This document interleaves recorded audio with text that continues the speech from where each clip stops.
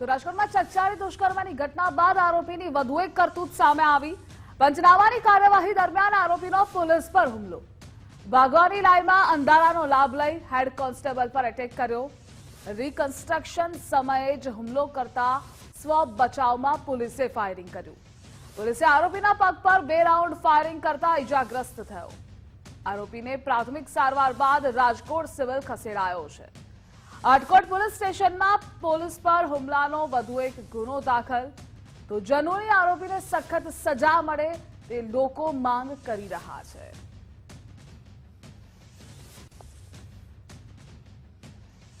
અને આ વખતે સંવાદદાતા રહીમ જોડાયેલા છે। રહીમ, દુષ્કર્મની ઘટના બાદ આરોપીની કરતૂતો જણાવશો।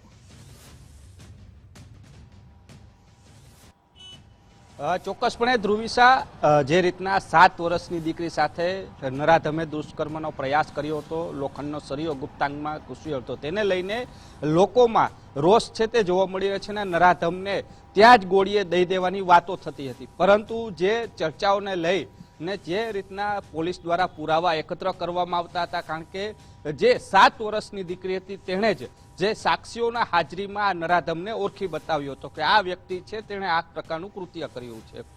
ત્યારબાદ આટકોટ પોલીસ દ્વારા સમગ્ર મામલે એક બાદ એક પુરાવા છે તે એકત્ર કરવાની કાર્યવાહી શરૂ કરી। કોર્ટે તેમને રિમાન્ડ પણ આપી અને ગત રાત્રિના આરોપીને લઈને ઘટના સ્થળે રિકન્સ્ટ્રક્શન પંચનામું હતું કે જે સળિયાનો ઉપયોગ કરવામાં આવ્યો હતો તે સળિયો કબજે કરવાની કાર્યવાહી છે તે આટકોટ પોલીસ દ્વારા કરવામાં આવી હતી। જોકે રાત્રિ દરમિયાન લઈ જવામાં આવ્યો હતો, કારણ કે દિવસના દરમિયાન જે રીતના લોકોમાં આક્રોશ હતો તેના કારણે ક્યાંક તેના ઉપર હુમલા થવાની શક્યતાઓ પણ સેવાઈ હતી। તેને લઈને રાત્રિ દરમિયાન જ અંધારામાં જ તેનું પંચરોજ કામ અને રિકન્સ્ટ્રક્શન પંચનામું કરવાની કાર્યવાહી શરૂ કરી હતી। જે લોખંડનો સળિયો છે તે કબજે કરવાની કાર્યવાહી ચાલુ હતી તે જ દરમિયાન ત્યાં બાજુમાં એક ધારિયું રાખેલું હતું। એ ધારિયાથી આટકોટ પોલીસના જે હેડ કોન્સ્ટેબલ છે તેના ઉપર 2 વખત વાર કરવામાં આવે છે। પોલીસ પહેલા તેને હાથથી જ પડકાર આપી રહી હતી, પરંતુ અન્ય પોલીસ કર્મચારીઓ સામે પણ તેણે ધારિયો છે તે ઉગામ્યું હતું ને તેને જ લઈને સ્થાનિક પોલીસે ના છૂટકે ફાયરિંગ કરવો પડે તેવી પરિસ્થિતિ ઊભી થઈ હતી ને બંને 2 રાઉન્ડ છે તેના પગમાં ફાયરિંગ થયા છે। બંને પગમાં તેને ઈજા પહોંચી છે। જોકે પોલીસ આરોપી ભલે હોય પરંતુ માનવતાની દ્રષ્ટિએ તેને આટકોટની ખાનગી હોસ્પિટલ ખાતે સારવાર માટે લઈ ગયા અને ત્યારબાદ હાલ રાજકોટની સિવિલ હોસ્પિટલમાં તેને સારવાર માટે રાખવામાં આવ્યો છે। જોકે હેડ કોન્સ્ટેબલ છે તેને છાતીના ભાગમાં ગંભીર ઈજા પહોંચી છે, તો તેને પણ રાજકોટની સિવિલ હોસ્પિટલ ખાતે જ તેને સારવાર માટે રાખવામાં આવ્યો છે।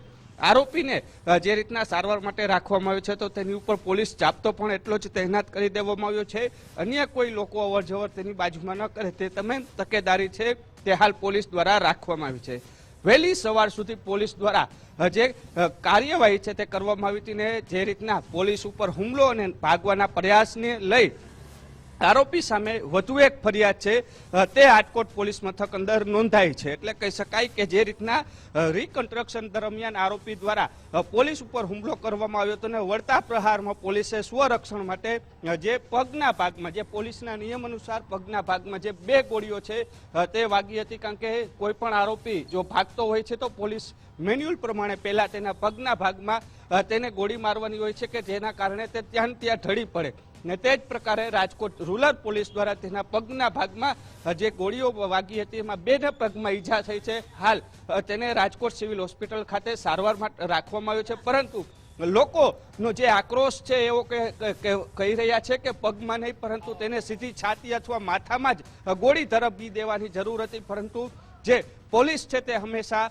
જે કાયદા પ્રમાણે કામ કરતી હોય છે, પરંતુ લોકોનો એટલો આક્રોશ છે કે તેને સીધી માથા ઉપર સીધી ગોળી મારીને તેને જે કાયદાનું ભાન કરાવવાની જરૂર હતી કે તેને ખબર પડે કે બીજા લોકોને પણ ખબર પડે કે જો આ પ્રકારનું કૃત્ય કરશો તો હવે સીધી ગોળીઓથી ધરબી દેવામાં આવશે। પરંતુ ક્યાંક ને ક્યાંક પોલીસ છે તે કાયદામાં રહીને કામગીરી કરતી હોય છે।